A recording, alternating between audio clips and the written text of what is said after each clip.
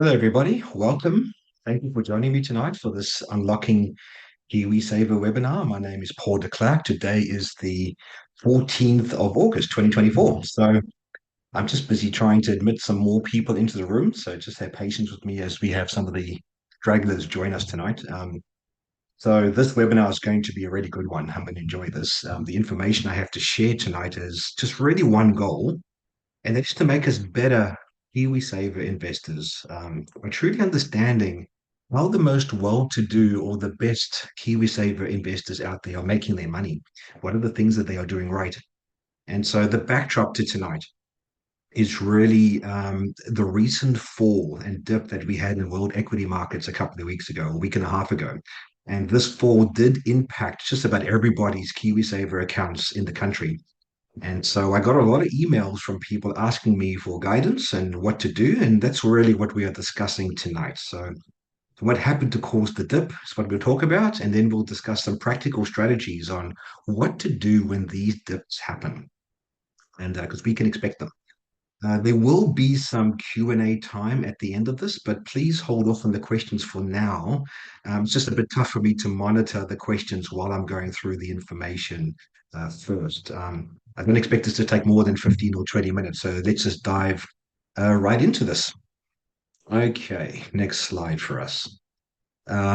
First things first, nothing in this presentation is intended to be personal financial advice. So before making any financial decisions, please just seek out personal guidance or personal financial advice first and give me a call if you need that. So for disclosure statement, feel free to go visit my website, pauldeclerc.co.nz/disclosure. Okay, so for us to understand the markets and how they move and how we're going to make money out of this KiwiSaver thing, we just quickly need to talk about how the money grows in the first place. And there's typically two ways to this. So either we do the regular contributions that we know, and the performance of the assets that your KiwiSaver account owns. Regular contributions, the only thing we can really control there, that would be what we contribute in. We can't really control or have any influence over employer contributions and over the government contributions, but we can control our own. But I'm not talking about trying to contribute more tonight. I want to focus more on what we can do to help the performance of the assets or the performance of the accounts. That would be your KiwiSaver provider growing.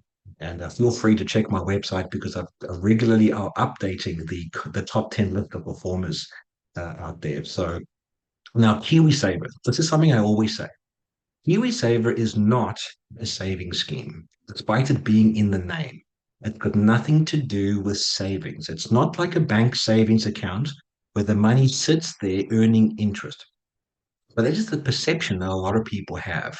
No, KiwiSaver is an investment scheme, and your provider is taking this money, they invest it by purchasing assets on your behalf. Now, there's a saver's mindset to be aware of, and it is a very different mindset to an investor and how they think. And the danger lies in thinking of our KiwiSaver or approaching the KiwiSaver with a saver's mindset instead of an investor's mindset. And that's going to form the basis of what we have to talk tonight about. Now, the saver's mindset. Savers typically put money into a banking account, and that money grows by adding more savings and earning compounding interest. And so, savers typically have a very low risk tolerance. By that, I mean they don't want to see volatility in their savings. They don't expect to ever see the money or the account going down. They only want to see it going up. And so, I still have some stragglers joining us tonight. They only want to see the account going up, never down. And so, savers then, they don't really think long term. They think short term. By that I mean less than 5 years or so. They want to access their money soon. So think of things like a maybe a holiday or buying a car or something where they want to access the money pretty soon. Now this is different to an investor's mindset. Okay. Investors are looking to put their money to work by purchasing assets such as property and bonds and stocks, equities, things like this. Now, investors, they have a higher risk tolerance than what savers do. They expect to see ups and downs in their account with the understanding that in the long term, those investments will outperform a normal interest-bearing savings account. And so investors also understand that when their accounts are going down, it does mean that the markets are down. And that is an opportunity to buy more assets cheaper. And that is the key. Think of it like a house. If a house is something that you're wanting to buy soon, and you see an $800,000 house suddenly go onto the market for $700,000, that is a buying opportunity. It's a good opportunity to get into the market at a lower price than what you could have before. And people tend to understand that as I'm talking about the KiwiSaver market because it's no different. Like, would we rather buy Microsoft at $500 or at $300? It's an opportunity to add more assets to our portfolio when markets go down. Okay, now just by way of demonstrating, don't be put off now by how much information is here on the screen, but I just want to demonstrate a principle. Now, this is a savings account versus an investment account. So if you are trying to get to $1 million worth of savings and you're going to put $10,000 each year into the savings and $10,000 each year into the investment return, we're going to assume a 7% annual interest rate. How does it perform over the long term typically? Now, you understand though that this is not typically a realistic. I mean, you're not going to get a 7% interest rate at the moment on savings accounts. You're just not. I think the best we can hope for right now is maybe 6.5% on a 12-month term, depending where we go. But have a look at this now. On the road to your first $100,000 in savings, if you are putting money into both the accounts, both savings and investments, in that first $100,000 road, about 78% of the returns will be sitting in the savings account and 22% would be sitting in the investment account. Okay. But now, when you get further along the track, you'll notice on the road to your 200, when you hit the $200,000 mark, 51% of returns would be in the savings account and 49% would be investment account. Now, let's just springboard this forward to demonstrate the point. When you get to the 1 million, however long that takes, but you get to that 1 million, 86% of your returns and performance will be sitting inside of the investment account and only 14% in the savings account. What's my point? My point is that when you have a longer term outlook, your KiwiSaver account and your investments in the stock markets and things like this is going to always outperform. Just about always, I would say. I can't say always, but typically it will outperform an investment return. Now, getting a 10% annual return on a growth fund in New Zealand is not guaranteed, but it's par for the course. It happens all the time. It's typically those are the really good funds out there are typically hitting that one easily, sometimes more. I mean, NZ Funds is currently doing 16%, and Generate is currently doing 14%, I believe. And so there are really good funds out there that hit the 10% growth rate very, very often. So I hope that demonstrates the point of what I'm trying to talk about here. Now, something else, investment growth. It's not a straight line where things start here and then we just see our money do this, right? It doesn't really work this way. When we investing the money, we can see the money, the account will go up and then down, then up and then down, then up and then down. It's really these dips when these markets do tend to go down, which they always will, those are the times that people tend to get concerned. And then I get a lot of inquiry, Paul, what's going on? What do I do? I'm nervous. Give me a call anytime you get those tips. But now the strategy here is really you don't just want to buy pop when you see your account doing well, right? The strategy is to continuously buy at regular intervals all the time. As the markets go up and down, you continuously buying. So when you do get these downturns, opportunities for you to continue to contribute to your savings or your KiwiSaver account and you buying at cheaper prices. So I'm talking about the power of dollar cost averaging. And I've written an article about this. Just feel free to go to my website. You'll see if I've got the smart investment strategy, the power of dollar cost averaging. Read more about that here, but it's a really, really good tool to invest better into your KiwiSaver accounts. Okay. Now, let's just then pivot now towards what happened to the stock markets in the last week and a half, last couple of weeks. Let me just move this along here. Okay. Now, this might get a little bit technical, but I get a lot of questions about this from people wanting to know what happened. Okay. There's something called the Japanese carry trade. If you kept your eyes or looked at the Japanese market, this is really the source of what affected global asset prices and global equity markets. What happened is the Japanese market over the last few decades, 30 years or so, they pretty much had zero interest rates. Sometimes the interest rates even were negative, but they had zero interest rates. So what a lot of institutions and investor people did, they went to Japan and they borrowed money at 0% interest rates.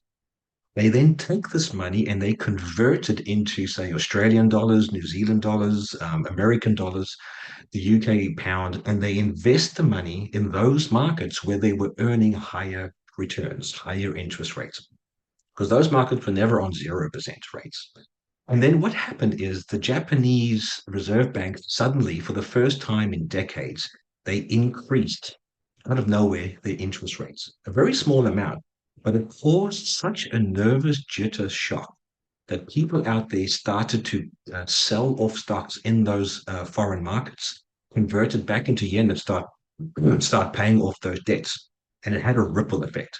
It didn't take very long, though, for the Japanese regulators and the Japanese Reserve Bank to turn around and say, mea culpa, sorry, we're not going to continue to do this. So don't worry. They turned around very, very quickly. But it did have an impact then on the markets out there.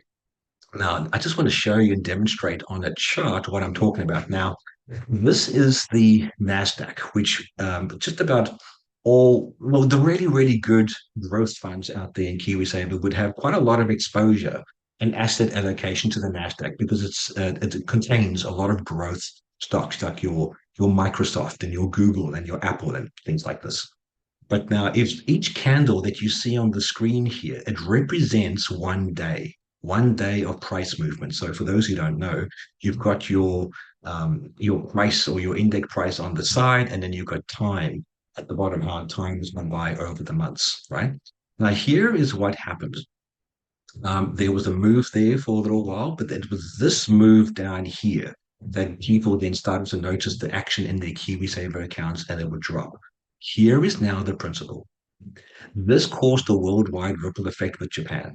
That this market went down in the matter of 1, 2, 3 days. It went down about 10%. And a lot of KiwiSaver accounts, that's what caused the dip. They noted that's a big percentage drop in a very short period of time. A lot of people start to get rightfully then very, very concerned. But if we're going to think like investors, not think like savers, we know that as that market is dropping, we buy and we buy and we buy, and we're buying assets cheaper now into our accounts. Now, the question is, how long if you bought, say, here, here, and here? It means your average price where you were entering comes down here. Look at this. In this matter of 1, 2, 3 days, we've already made the money back basically in the markets. You can notice now that the market within days has jumped back up again. So all of that concern that people had about their KiwiSaver accounts dropping, if you did the right things and you stay the course, you have a long-term view, you think like an investor, and you're continuing to contribute to your KiwiSaver, you already are looking to be poised to get into the profit zone.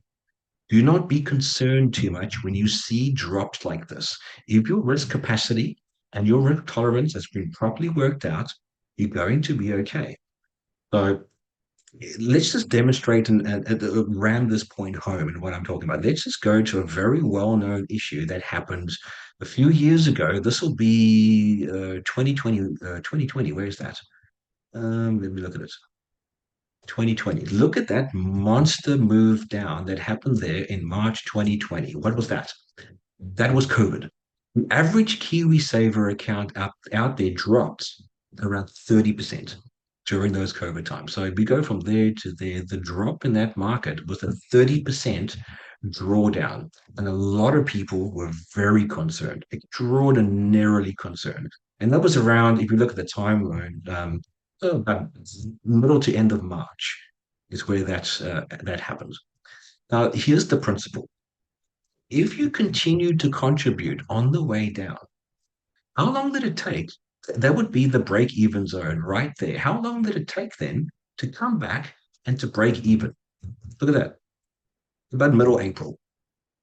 About middle April, if you stayed the course, unfortunately, I cannot explain how many people have told me recently, not my clients because they know better, but how many people were on growth funds for all of that previous period out there. They were in good growth funds out there and were making really, really good money. And then, oh, not growth.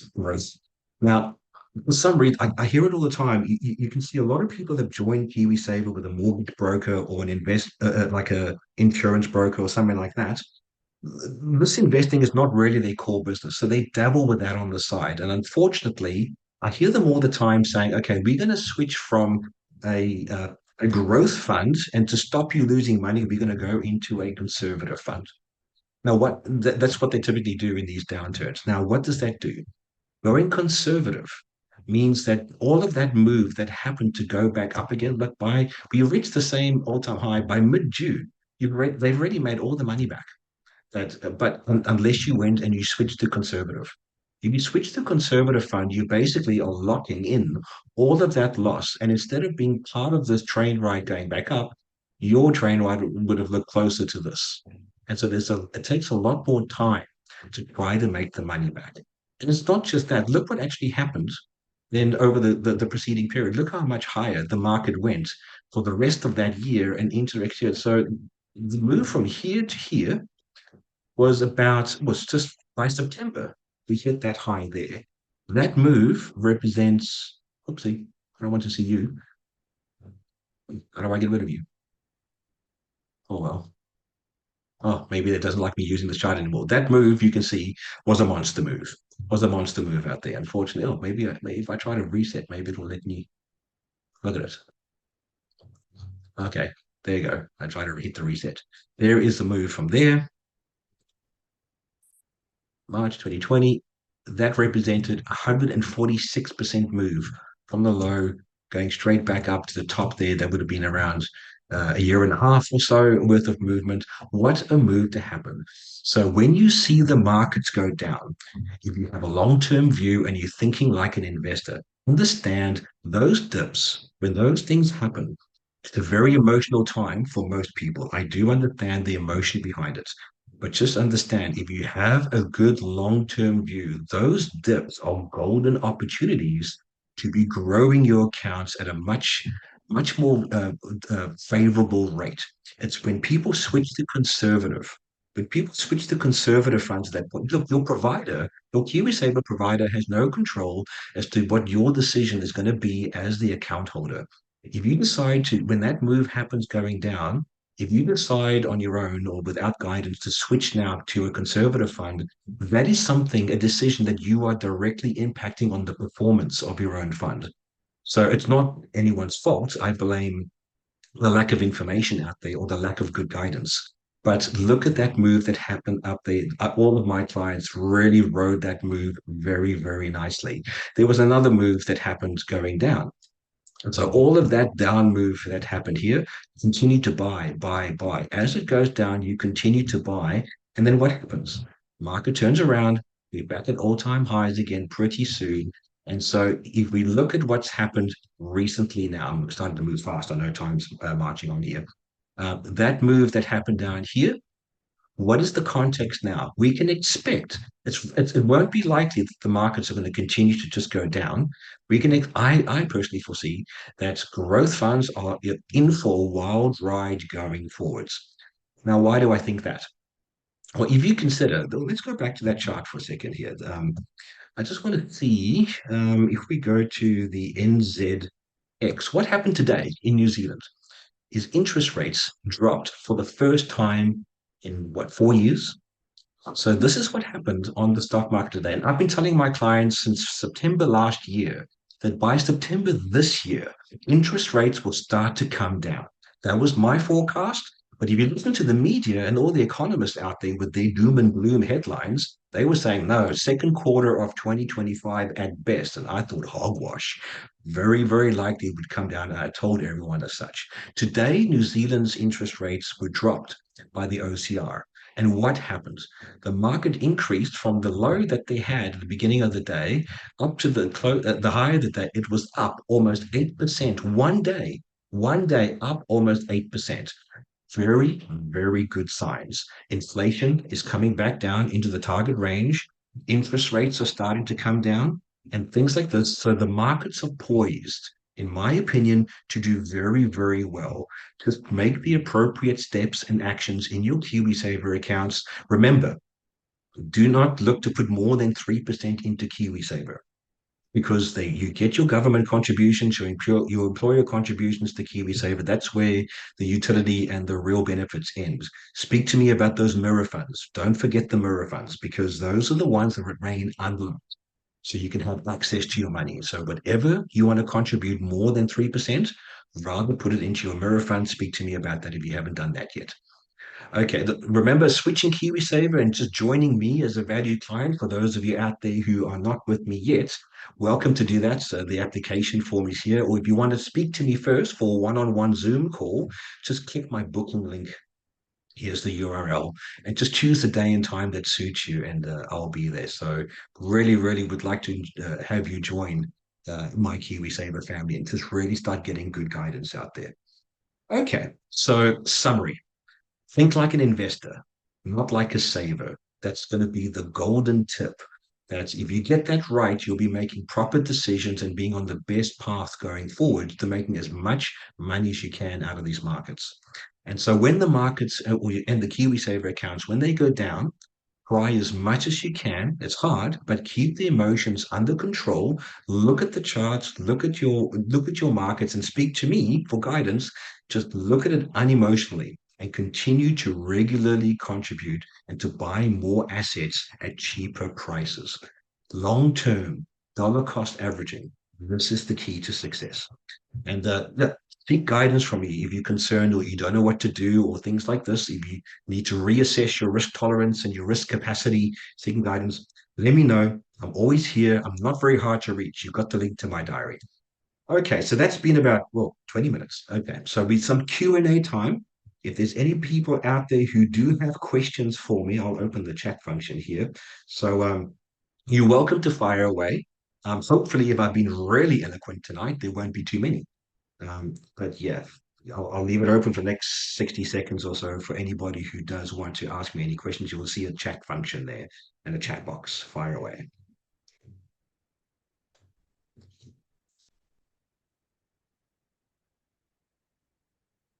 No questions. Am I really that eloquent? It's good to know. Well, guys, I hope it was really helpful for everybody out there. There will be a recording that's going to be on my website, and I'll let everybody know as well.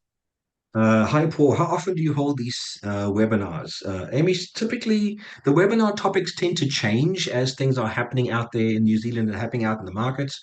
But typically every 2 weeks or so, I like to have a webinar to keep my clients informed, to keep the markets informed, give good guidance. So thanks for that. Yeah, every 2 weeks or so. I'm thinking if you have topics that you want me to discuss or any burning questions that you guys have that you would like to put to me, please send me an email. I'd like to yeah, just it's handy for me to know what people want to have discussed out there, what they need guidance on. Oh, Shane, thanks, Sanjan. Very clear and easy to understand. I appreciate that, mate. Thank you. Any other questions, guys? Thanks for having my back. It's really good to be reassured that someone in the game can reassure you at these challenging times. Thank you. Oh, thank you, Chanel. I'm very grateful for that. Thank you. And yeah, always here for you when you need me. Thank Thanks. you.